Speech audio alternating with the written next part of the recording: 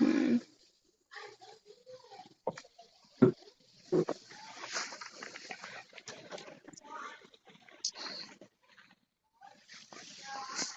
Okay, we're live.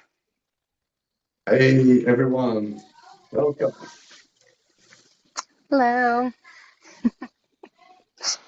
We're back. So we're back talking. Yeah, what will we be talking about, Mike? What's the topic of today? Yeah. Well, I mean, we always talk so much about the Lenormand and stuff. We can always talk about why we like it or why we got into it. I mean, why it's a preferred method instead of over, other forms of divination. Oops.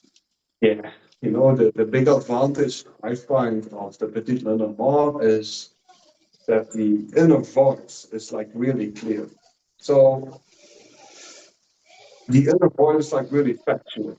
It will say how your money will be, how your friends will be, how you somehow how many or what your social status is. It's like very factual.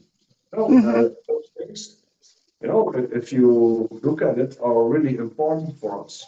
So, Yeah. and especially, back in the days where this beautiful card game stems from, in the 19th century, it's like really important to know about your social status. It's like really important to know about your heritage. Can you imagine people, if you don't have money and there will be like a heritage, and you will like gain a lot of money. Uh, this is all about that. So the inner voice. So yeah, it's like very clear and factual. So people always say, but why do you fancy it? Yeah, I think if you like really want to have like clear, direct, non-fluffy answers, then you should ask the particular more cards. Hmm. And this particular more cards, they come from this playing card cartomancy background. This linguistical system, almost like petit éther, like where you have like a sentence. So three cards, with three keywords, some will make like a sentence or like a credo or something. And the big advantage, of course, with the petit lenormand is, and that's also some of the critics I find on playing card cartomancy.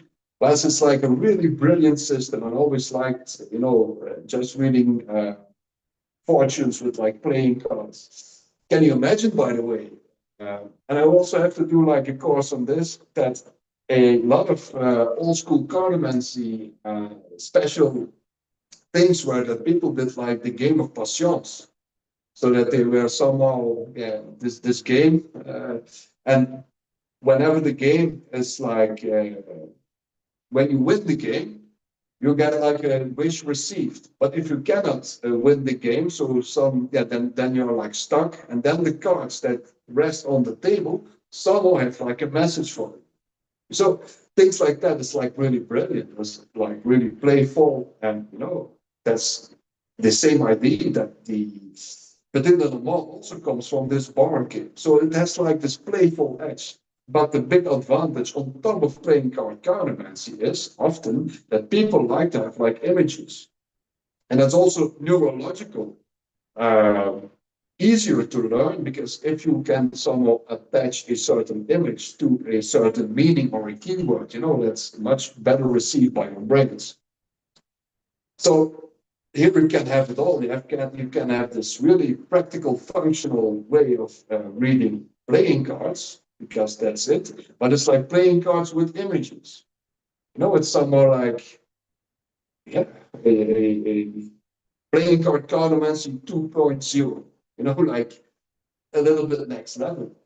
And here you can have it both. So a lot of people, I think, what they say to me is like playing cartomancy, they're never attracted to it because they have like images. And a lot of people, especially women, as you know, Morgan, and I can really understand it. You put so much value in like these images, and these creations and the many tarot cards that you own behind your back and many more in your van and whatever. So people like this creativity around that, you see, and then for many people, it's not interesting to just read playing cards. Some are a little bit boring, it's not like attractive, and I can understand it. But I personally always like this rawness of that. But I always stand, out in that regard, and it's not like being like a rebel. I like this old school cartomancy things. But of course, I'm a real Petit Nanamore enthusiast, as you all know from my books. And yeah, that's, I think, why the Petit Nanamore is so famous, because you can have it both. And it's like a different system, at least as is general received as what the tarot card. See, because tarot, you can also read tarot in a automatic way, and don't, please realize that the tarot game that somehow Itaya created, that came after he somehow really got his mind around playing card tournaments. You see, and he brought the tarot. He did the same, but did not mod it. So on top of the playing card tournaments, with this idea of reading the playing cards, Itaya, so Jean-Baptiste Aliette, he somehow took this idea and he put it on the tarot cards already existed, and because he's like a French guy, would have been the Tarot de Marseille. So, and the Tarot de Marseille is seen as the standard tarot. So, yeah, it's somehow interwoven. Nowadays, or nowadays, we see it as two separate things, which is actually not, if you see this historically, not always the case. But these two systems developed in their own way, and that's good in their own way. But nowadays, people, they see it as something of two different systems. I doubt that. I also dare to contest that. But how we somehow go on with these systems, that's where the difference is. And that's also good, like in its own right. But then you will find out that most tarot readers, and there's also things like it's always like trends, after New Age also became this idea also, and then also with Jungian psychology and all that, which I do like, nothing against that. But then you get like this merging idea of that you have to do like psychology with these cards, and archetypes and whatever, which is good in its own right. But I think the difference between those two things is how you somehow want to work with it. If you want to find out about psychological or emotional things, then people often like to read with these tarot cards, and they want to read it often in a way that they somehow find inspiration, and not really, I have this idea with like fixed meanings, like in the playing card tournaments. No, that's like interesting because I'm also really I really favor freedom in that regard, and also creativity. So go about however you want. But that's like the big difference sometimes. But also, yeah, the big cards are like also like a future because you have this images on top of that, these emblems. Yeah, that's also very visible. And of course, what you can somehow, what I express in this volume 4 book, which will be due anytime soon, which, by the way, you can already somehow receive and read and learn, in our course. Then you have to somehow visit our website now, and go and see. You can have it like right away. There are explained like this really original methods of reading this card oracle, and the method of distance. So a lot of people, they did not even, whilst they might know the Namor cards, often they never really understood the core language, and often they never really practiced the original way of reading these cards, because originally they should be read in a grand tableau with all those 36 cards, which I have to admit, I have to also advocate for doing also other stuff with that, and we take that out of their natural habitat, and do like readings with 3 cards or 5 cards, whatever, always also with that. But we also have to understand that we take these cards out of their natural habitat.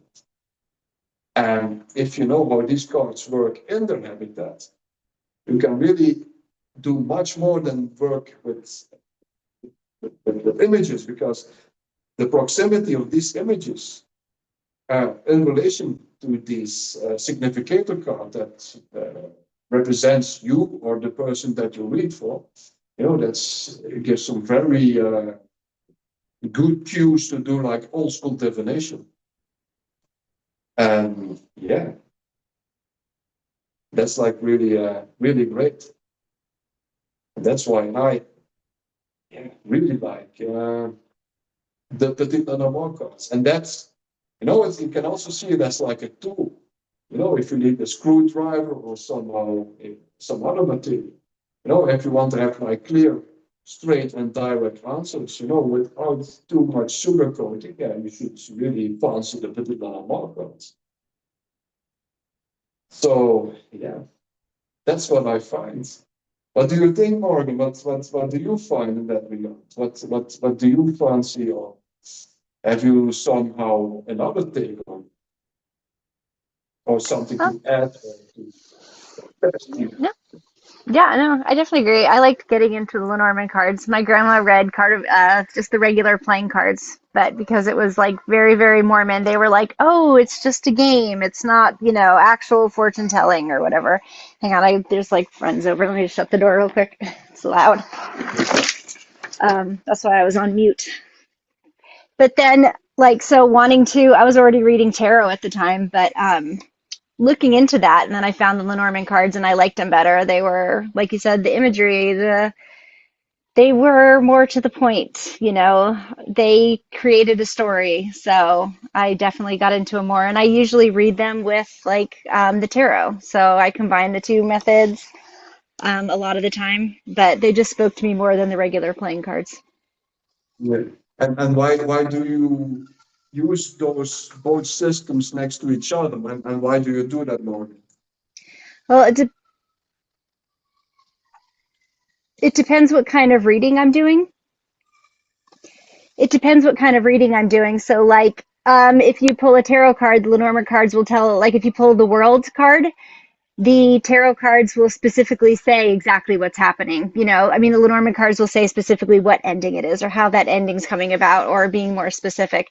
But also, if you read logistically what's going on, what's happening with the Lenormand cards, the tarot's kind of like advice. Oops. So, Yeah. Yeah. Yeah. And do people ask for that, or is this something that you just provide in that regard?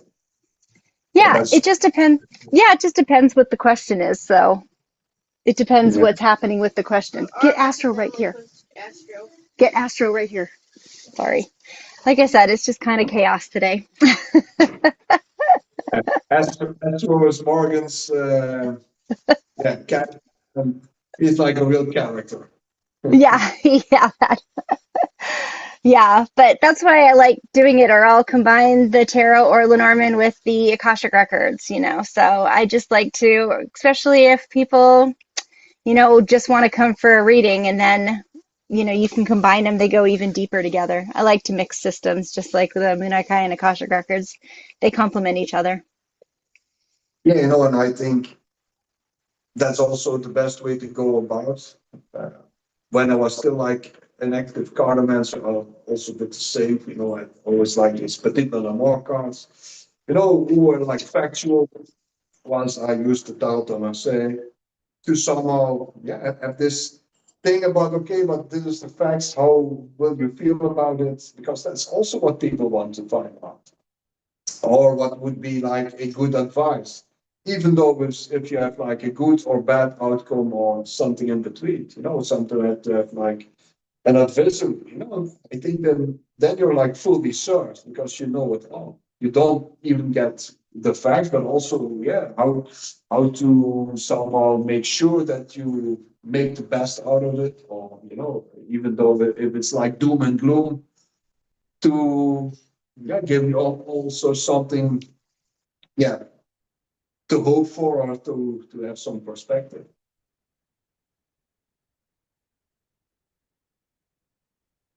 Oh, sorry, I didn't know I was muted. I was just seeing if we had comments. Yeah, Mhm. no, exactly. And I feel like it just gives you that clarity. Even bad cards tell you, what to prepare for, what to look out for, prepare for the worst, hope for the best, right? And this topic, we talked about a lot, lately. That we somehow aim to charge also the particular more cards with like more psychologically or emotional meanings, which is good. I find it's good, but that's what we also discussed. So the real merit I find of these particular more cards are like in the factual language.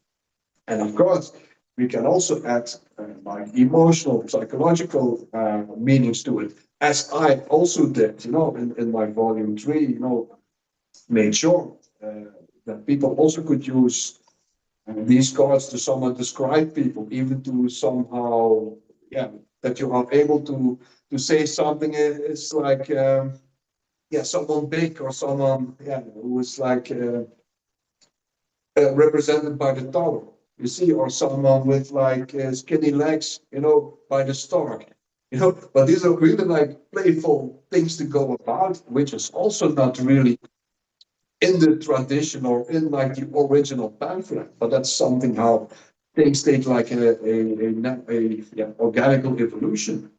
Yeah, and then people like to know how someone looks or how their future knight on shining armor will look. Yeah, in the tradition or in the method of distance, there is no way to someone know this. So there we could say, okay, this is maybe like a handicap because I want to know. And with the core language, you cannot give this answer. Yeah.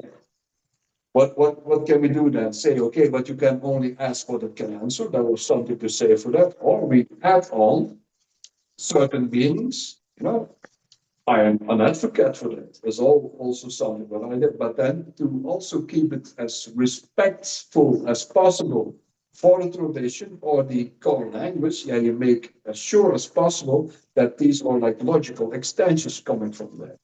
At least that Mhm. was always my aim. But I also did like a lot of things, even though I'm like somehow, as the spokesman, I came to be somehow like the spokesman for traditional particular number. I never asked for that. I am very much engaged with the traditional way of reading. I really like it. If I see this cartomancy, this card oracle, as I call it, I see that it's really layered. And the basics is like the method of distance is this is core language. So I'm all for attaching emotional and psychological and other meanings to these cards, but I'm all against forgetting the first layer because I still find that it's best suitable for those direct answers. See, and that's also like, we spoke about. So, can the moon, for instance, mean something like, psychologically, how you see yourself or whatever? Yes, if you want to attach that meaning or that concept to a certain card, I think the moon is the best find. But in the tradition, that's nowhere there. So should you do it or should you not do it? I think you can do it, but I think it will be a disadvantage if you charge this card with this fixed meaning. And I would love to answer with that idea of how you see yourself if that would be a necessity to answer, or this was like a question, then you have to know, okay, but is this what you really want to find out? And in that way, it's also a pragmatic idea. You can have it all. You don't have the handicaps, but it's like a functional thinking, structural thinking.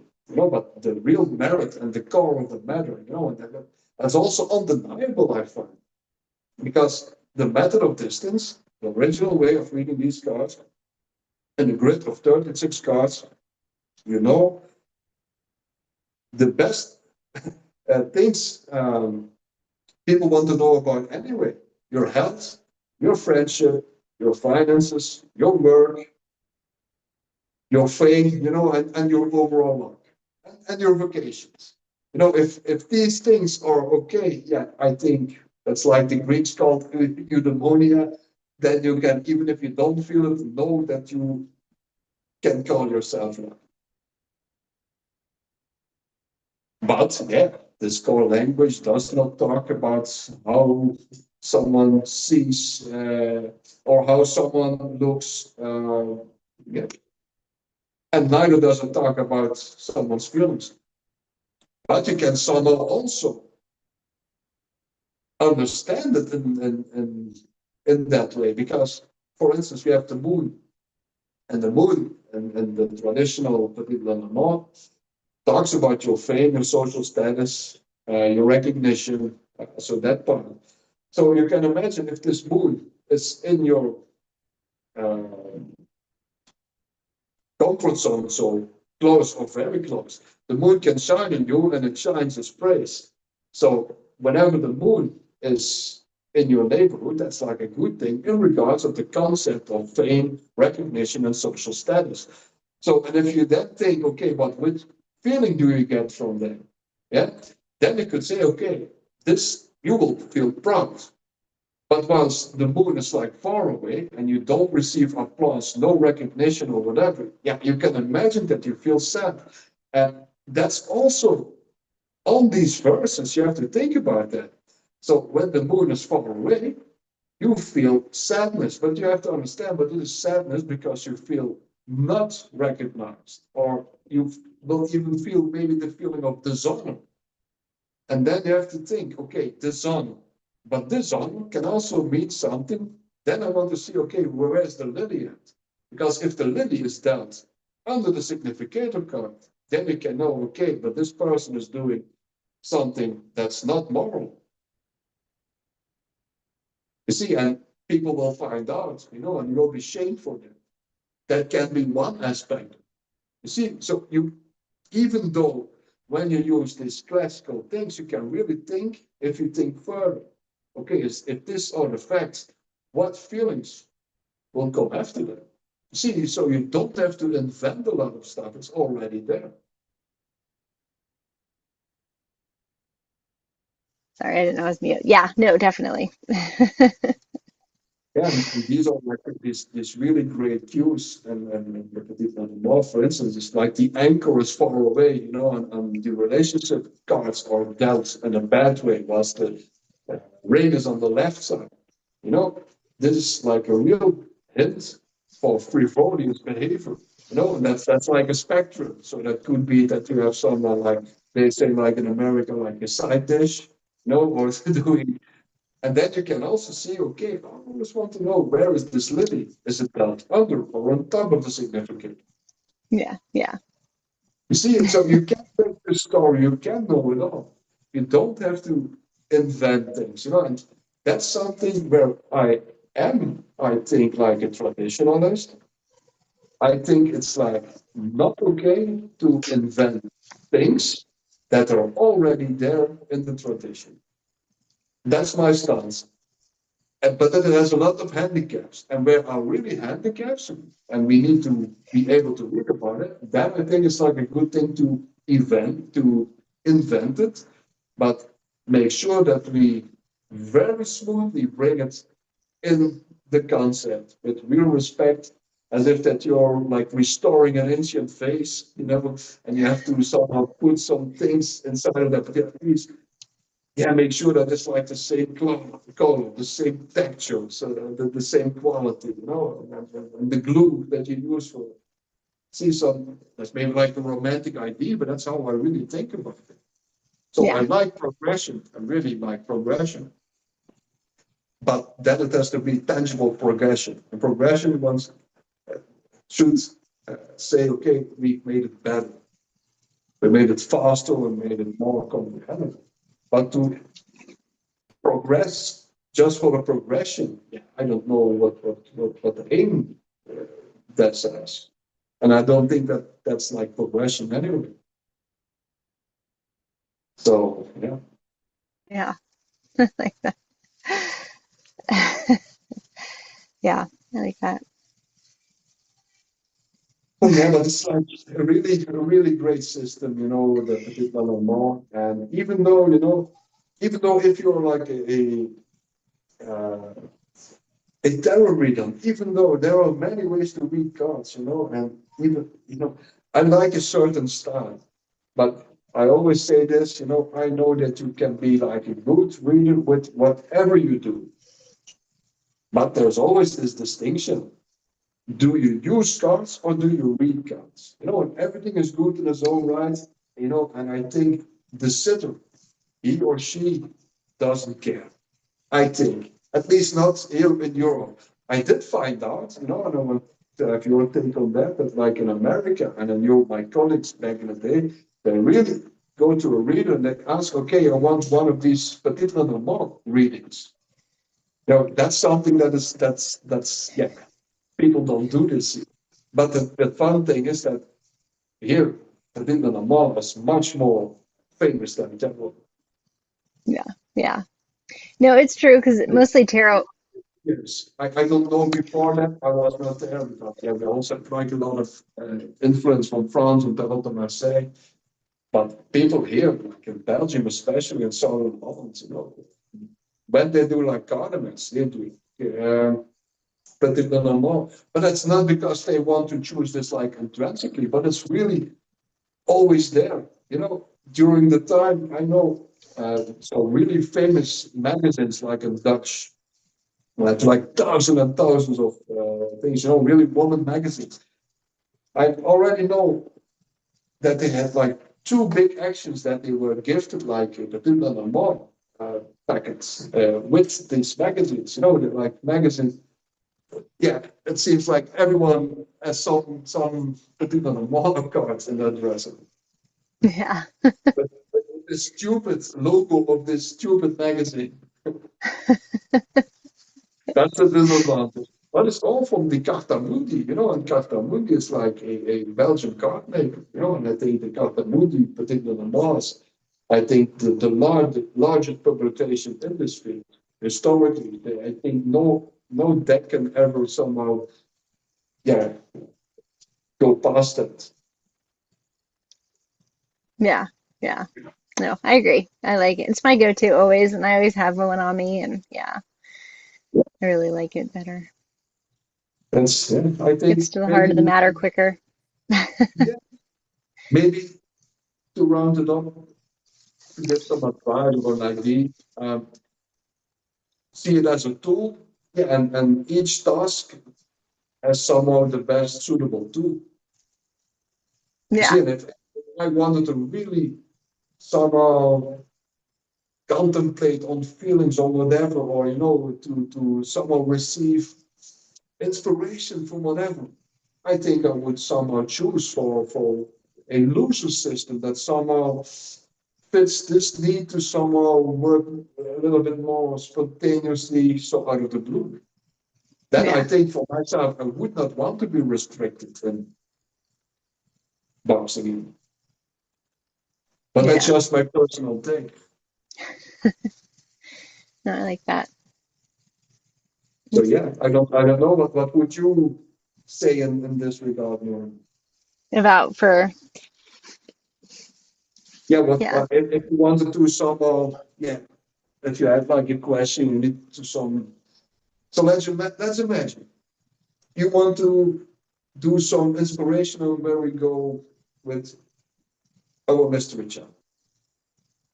So this was the question. Okay, give me some inspiration on mystery chat. How we should go about? Yeah, what deck would you choose? Would you Oh, take the yeah. particular law or would you take the tablet? No, petite. Yeah, petite Lenormand. Yeah, would you? Yeah. For the clear answer. Yeah. Yeah, I would just, yeah, I'd pull. I'd probably do a 9 card spread. Yeah, that's strange. And then I would take the tarot. But that's Oh, like yeah. good. It's also good that people would find out, okay, but even though I'm like, someone became the spokesman. I never asked for that of the Petit Lenormand. I never asked for that. All of a sudden it was me. I never stepped forward. We were just standing there and everyone stepped backward. And I had my eyes closed. That's how it always goes. And now I'm here. Yeah. No, but in that case, I would somehow take, and not even like the Tarot Marseille, then I would take somehow, I think, like to Rider Waite. Whilst I was never like a Rider Waite fan. I Oh yeah. liked the story, but I never read with them really. Yeah, I did read with them, but not. Yeah, see, that's like how you go about, and that's also the freedom of the creator. I think like reading cards is like a creative thing. Yeah. What speaks to you? How they look? Yeah. I like the Tower card of the tarot, De Marseille, because it looks like gumballs are coming out of the sky. Yeah, but if you like beautiful drawings and if you like art, yeah, you won't be disappointed by that kind of stuff, But for me, that's not like for me a necessity. Even though besides that, I really like aesthetics. But I Yeah. never was. This was not for me. Was this like important with tarot cards? And that's also like interesting. And sometimes I'm a bit jealous, I think, on how you can really be amazed by this beautiful created tarot cards. I never had that. Sometimes I'm like jealous, but not on the other hand, because I know you have way too much tarot cards. Oh yeah. Yeah, but it's Always. like interesting also to talk about this kind of stuff, But it's like just like my personal take on these things for whatever that's worth, and it's like Morgan's take on things, but it's like important. I think it's also important for everyone listening or viewing that you also see like the diversity, But I think you should be authentic anyway. And this being authentic, should be seen in your creative work with your cards or whatever, or runes or whatever that you do. Yeah. It's fun. People can always put in the comments what they prefer to. Everyone has their system. Yeah. Anyway, so everyone listening now live or later on, if you want to find out about my latest work, it's already due at Mystery Channel. The big advantage is if you somehow read the book or the content of the book in the course at the Mystery Channel. The big advantage is that you can study with Morgan and I right away. So we will see you weekly. We are very interactive. You can ask these questions, and even though, I trust the book, everything is there, but like if you can somehow hang out with us, ask things, a word is also just like a word, and here we can explain it. See, that's also like much more merit. So I would rather have you study with us here at Mystery Channel than just buying the book. But you are free to do whatever with it, But Yeah. anyway, you if you buy the book, reach out if you have like questions, if you want to find out, because that's also my aim. This will be my last work on the technical part of the demand. So then I have written it off. So I don't know what to write more. So I'm like finished. And yeah, it's also But from another thing, also psychologically, but ontologically, also like it's in the line of what we are doing here with Mystery Channel to somehow, yeah, view it from different angles, with this like a beautiful craft of doing cartomancy, but we can do so much more with it. And that's also what's in the book, but the book really dives into the really core of the matter of the method of distance, and I build it up with you how to go about, step by step, card by card. And the big advantage is you don't have to read distance per se, but I make sure that you understand it, so it will give these cards, even if you read them, not in distance. It gives them the richesse they really deserve. And that was somewhere my task that I wanted to give to the world is the real original way of going about these cards. And I'm pretty much sure I succeed. You can have it all in Mystery Channel. All the volumes. You have like direct access to us. But that's everything I can write. So the work is done. But I'm happy to invite you to look back at this work. It's all looking back because now I wrote my final work 10 years after uh, the work is like written, you see, and that's maybe like strange, but also like quitted back in the day when these first books came out, I quitted to be like an active cartoonist. Because from there on I took like another road in regards of symbolism, I became very much involved with Freemasonry and all that. So, but this gives my stance and my take on cartomancy, even like more in-depth understanding and looking back on that matter 10 years ago with that knowledge, with this evolving in my mind. And from there on, also the course and the book is full of um, better strategical ways to go about with these concepts that these cards express. So I have this lengthy chapter on how to go about with a book, which is like a really interesting thing. And the book is one of these cards people don't grasp. I have this really lengthy chapter on the lily, and all those cards that people, for some kind of reason struggle with, you know. And now it's much better versed. I somehow broadened the perspective on, and it's full of clues and especially aimed to do much more work with impact because the method of distance, you also have to understand if I am like a significator card and I have here the clouds, so imagine that I have the clouds here. And the cloud is like a bad card. You can imagine that the bad energy of the card somehow fades in a good way. The further I give it, I have it for my comfort Self. zone. Yeah. So it's like very simple. So a bad card is good as far as possible away from you, and a good card, you would rather be on top of you. It's like a really simple way of going about it. And there are a lot of hints and tricks to somehow play with this language, which I have to do as a hypnotherapist. And I really like this conversational hypnosis. You see, so I became very strong in using words. And even though you would not say so because I'm not like a native speaker in English. So, but I mean that like in Dutch, but I really know how to frame those things better. And this is like the difference. It's from seeing from a whole different angle and really build up from the method of distance. So we start to somehow work with like two cards also, but not to read like cards in just a position, like we learned in my volume one. Now we really start from scratch to learn the method of distance.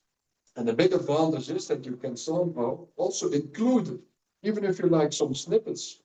But can you imagine, if you integrate the position of the lily, for instance, you can also know so many more things at once. Uh, how trustable is this person? Even the sitter, he or she said a lot of things, but the lily is under the feet somewhere. That is never like a good sign in regards of morals. Is he or she a bad person?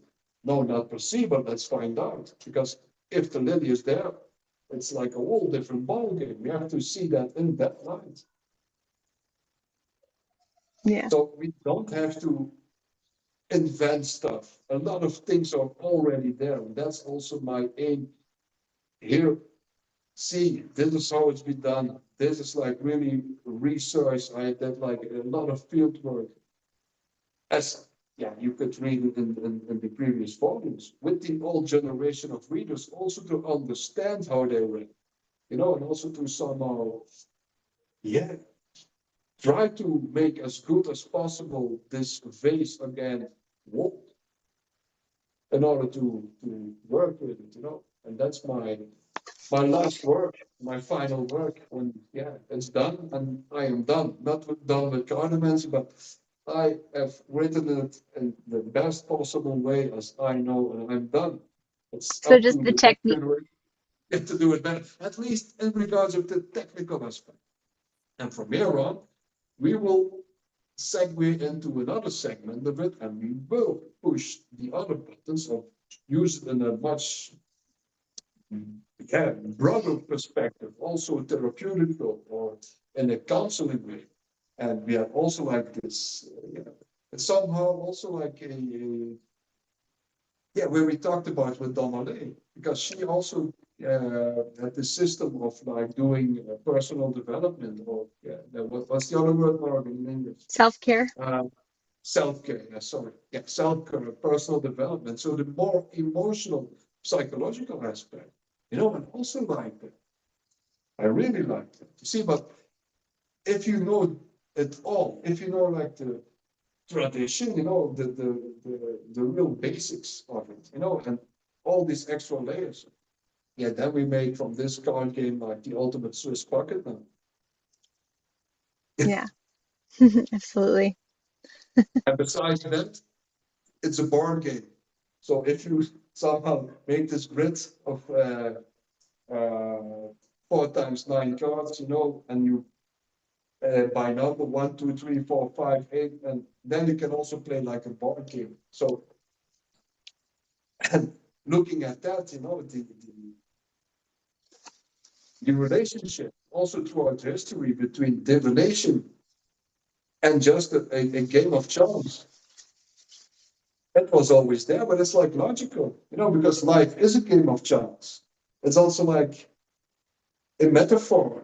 So, what hand have you dealt? So, the hand that you have dealt somehow, not for sure, but makes a whole lot of deal about the success that you will have. And Hmm. if you have like a bad hand, doesn't mean that you are like bankrupt or whatever. But the risk is much bigger. You see, so you're like forewarned, or you have to like, even if you have like a bad hand dealt in like poker, yeah, you have to maybe receive a loss. Yeah, Yeah. but for me, that's all like the same. That's also throughout history, while a game of chance and divination is one and the same, and don't underestimate how this was always like one and the same thing. Can you imagine that like a game of hoopscotch is somehow the weakened part of like a cultic, deep religious play? Yeah. You were telling me that. Yeah, that's interesting. Yeah. And then we segue into another thing, you see in art and also like in Freemasonry, where people somehow seek the, how you say it, the unbalance of wearing one slipper and a barefoot, that you somehow like go crippled. You see, and that's also how we have like these evolutions and like mythology. So where a hero or someone is getting crippled, but does mean that it's like in a zone, uh, yeah, going through a phase to a certain dimension. You Yeah. see, so these links are never far away. Yeah. Yeah. It's always layered. Find out about these things here at Mystery Chat. So that's our core business, to also interlink it all, and to talk about the broader perspective of mystery. That's Yeah. also why I came back in the field, and I still love cartomancy. Please don't be afraid that I don't like cartomancy, or I'm not a cartomancer anymore. But I like so many things about symbols, and I like to work with a symbol. That's also, yeah, why I'm so a fanatic Freemason, because I can step in the mystery to use a symbol, to use a ritual, and all that. So Nothing against cartomancy, but that is something my heart goes much more out for me personal than just reading cards. I rather like to talk about cars, think about cars. It's a magical life. Yeah. I like that. Oh, I know, like I love cartomancy, so or all of it. It's a lot of Yeah, fun. I feel like it really brings out anything you want to bring out with it. Do anything you kind of want to do with it, however you want to evolve. That's why you make your own things. Like seeing the cards is how you develop with them. yeah. As a therapist, I can say if you would do it good and you could integrate this in therapy, which I also do, but not often, often with Yeah, well, international clients or people who really want to go about it. But if you could use that sorry. in serious therapy, but you can also add things with symbolism and something ritualistic. Yeah, I think that, yeah, then we are like in the real ontological, um, yeah, way of how human life is. Oh, sorry. I accidentally locked the cat out, so I was like trying to get the the cat's like scratching up the door, so I was like, let the cat in. But sorry, what were you saying? It's just I would say, chaos over here. Oh, hi. Say Solomon, I'm live. Here, go. yeah, Sorry. no, everything is life, nothing is scripted. No, I was saying something like blah, blah, blah, blah, blah, blah, No, no, no. because No, it's I fine. Sorry. forgot, I could I just hear forgot. the cat. Yeah. Sorry, I could hear the cat like scratching up the door trying to get in. And I was like, I locked everybody out to keep the noise down, including my cat. And like everything in here is my cat stuff. So I was like, so I like, Now I know again. I said, even though I'm like a therapist, I don't, of course, I don't talk about symbols in my practice and all that. But for certain clients, they know, and whenever we can integrate this in like therapy, this is like really bang on the ball. But yeah. people have to be open for it. Oh, I think yeah. the world is not yet ready for that. But, clients are somehow asking to do Yeah. this. And that's also something, I want to provide also a mystery chat, to do Yeah. some counseling, do some hypnotherapy, special with, tarot or petit lenormand. So yeah, if you like Yeah. that, please stay tuned because they're also in that way, because I'm lifting a peak of the veil. We also will provide courses in that way, Yeah. doing with like techniques of hypnotherapy, counseling, and on top of the gimmick you use in regards to divination, you make so much more powerful sessions in whatever you do, even if you do like psychology or counseling, or like reading Akasha records like Morgan does, or tarot or Lenormand. It's like the sum of the parts which make it like an impact. I'm all Oh, for yeah. this. Yeah. No, absolutely. With everything yeah, I do. You can even use it in like your ritual work or spell work, depending on if you're, whatever your practice. Like you can But absolutely, people, even astrology, I use them in astrology all the time. yeah, you see, and that's also something I want to achieve, merging the therapeutical world with the serious world, but the serious world, not mumbo jumbo, but serious, well thought, Yeah. back again to the days of alchemy, that they were not like people that were crazy and did like really think to believe that they could change lead into gold, but it was like that they did something metaphysical, on top of that. They were not stupid. Otherwise, we could say that Newton was stupid. No, they had like a different view on the ontology of life. Yeah. Yeah. Definitely. We will bring the alchemy back. Yes. Yes. And I love that. if you guys like to hear more alchemy, if you want to somehow change from lead to gold, yeah, follow us. Make sure that you are part of our mystery channel. We will do really great things in the future. There are a lot of things in the pipeline. We started the series on Freemasonry. I don't know if you have seen them yet, where I somehow talk openly about the craft, you should watch them. But from there on, there will be really interesting Freemasons from all over the world talk about this subject. And of course, from there we segue to the subject of the Knights Templars. And we have like the best guests to talk about that, Morgan and I also have our share on this. We will be talking about Arthurian legends, so yeah, we will talk about anything that has to do with mystery. We can also see us somehow as like a research team, with jumping on a certain matter, really find out the ins and outs, the facts and fiction, yeah, that's where we stand out. So if you want to be part of that, there's some serious investigation, research, in a fun way, and that's in a yeah, in an ego way or with a lot of gimmicks. As you see, we are just like old school, not too scripted. We are for the real hardcore stuff and not easy AI crap from nowadays. What you see is what you get. So be part of this. Thank you very much for your attention. Make sure you follow us because the benefit is